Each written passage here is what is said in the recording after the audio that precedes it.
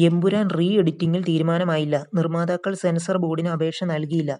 നിങ്ങൾ ആദ്യമായിട്ടാണ് ഈ ചാനൽ കാണുന്നതെങ്കിൽ എല്ലാവരും ഒന്ന് സബ്സ്ക്രൈബ് ചെയ്ത് ബെല്ലൈക്കൺ അമർത്തുക. എമ്പുരാൻ സിനിമയുമായി ബന്ധപ്പെട്ട വിവാദത്തിൽ ചിത്രത്തിന്റെ റീ എഡിറ്റിംഗ് സംബന്ധിച്ച് ഇതുവരെ തീരുമാനമായില്ല. റീ എഡിറ്റിംഗ് ആവശ്യം ഉന്നയിച്ച് നിർമ്മാതാക്കൾ ഇതുവരെ സെൻസർ ബോർഡിൽ അപേക്ഷ നൽകിയിട്ടില്ല. ഓൺലൈൻ വഴിയാണ് നിർമ്മാതാക്കൾ റീ എഡിറ്റിംഗ് ആവശ്യം അറിയിക്കേണ്ടത്. എന്നാൽ ഇതുവരെയും സെൻസർ ബോർഡിന് മുമ്പാകെ അപേക്ഷ ലഭിച്ചിട്ടില്ല. റീ എഡിറ്റിംഗ് ആവശ്യമാണെങ്കിൽ വോളണ്ടറി മോഡിഫിക്കേഷൻ എന്ന രീതിയാണ് സെൻസർ ബോർഡിൽ ഉള്ളത്. പോർട്ടൽ വഴി ലഭിക്കുന്ന നിർമ്മാതാക്കളുടെ അപേക്ഷയിലാണ് വോളണ്ടറി മോഡിഫിക്കേഷൻ സെൻസർ ബോർഡ് പരിഗണിക്കുക.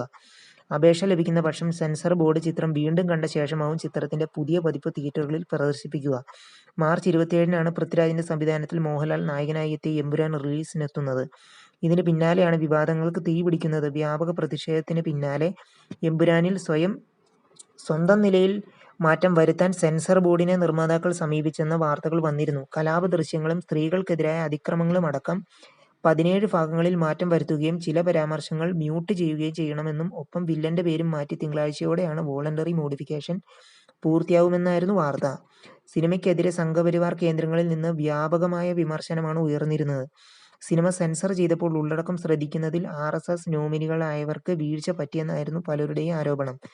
സ്ത്രീകൾക്കെതിരായ അതിക്രമ രംഗം, ദേശീയ പതാകയെക്കുറിച്ചുള്ള പരാമർശം എന്നീ 2 ഭാഗങ്ങൾ ഉൾപ്പെടുന്ന 2 മിനിറ്റ് മാത്രമാണ് മാറ്റാൻ നിർദ്ദേശമുണ്ടായിരുന്നത്. സംഘപരിവാർ പ്രതിനിധികൾ ഉൾപ്പെടെയുള്ളവർ സെൻസർ ബോർഡിൽ ഉണ്ടായിരുന്നു. ഇതിനിടെ എമ്പുരാൻ കാണില്ലെന്ന് പ്രഖ്യാപിച്ച് BJP സംസ്ഥാന അധ്യക്ഷൻ രാജീവ് ചന്ദ്രശേഖറും രംഗത്തെത്തി. എമ്പുരാൻ സിനിമയുടെ ഉള്ളടക്കത്തെച്ചൊല്ലി സംസ്ഥാന BJPയിൽ ആശയക്കുഴപ്പം നിലനിൽക്കെ ചിത്രം കാണുമെന്ന് നേരത്തെ അറിയിച്ചിരുന്ന രാജീവ് ചന്ദ്രശേഖർ ഫേസ്ബുക്കിലൂടെയാണ് എമ്പുരാൻ താൻ കാണാത്തതിന്റെ കാരണമടക്കം വ്യക്തമാക്കി പോസ്റ്റ് പങ്കുവച്ചത്. നിങ്ങൾ ആദ്യമായിട്ടാണ് ഈ ചാനൽ കാണുന്നതെങ്കിൽ എല്ലാവരും ഒന്ന് സബ്സ്ക്രൈബ് ചെയ്യണേ.